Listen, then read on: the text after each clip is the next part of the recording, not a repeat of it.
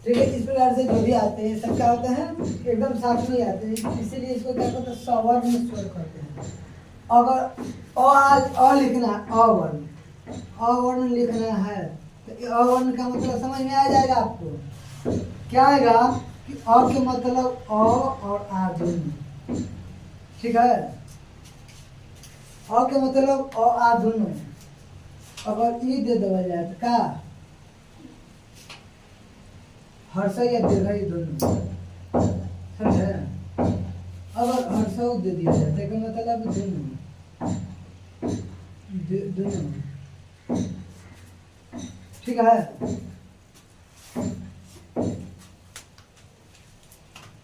अब जान लीजिएगा, इसमें लिखवा नहीं पाए हैं लेकिन जान स्त्री प्रत्यय ही बहुत इंपॉर्टेंट है।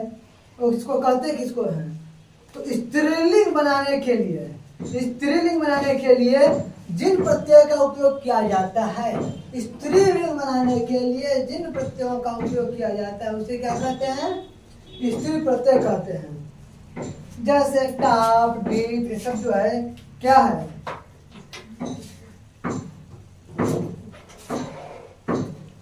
इंगित, ये भी स्त्री प्रत्यय ही है। अब आते हैं हल, एक हल भी नहीं लिखा है लेकिन हल बता देते हैं। तो जान लीजिएगा व्यंजन वर्ण को क्या कहते हैं, हल कहते हैं। आप लोग को व्याकरण वर्ण पढ़ाए थे तो बताए थे कि अज और हल पढ़ाए थे। व्यंजन वर्ण पढ़ाए थे तो जरूर बताए थे कि वर्ण के दो भेद होते हैं, स्वर वर्ण और व्यंजन वर्ण है। स्वर वर्ण को अच वर्ण कहते हैं, व्यंजन वर्ण को हल वर्ण कहते हैं, ठीक है। तो वही हल, तो व्यंजन को क्या कहते हैं, हल कहते हैं।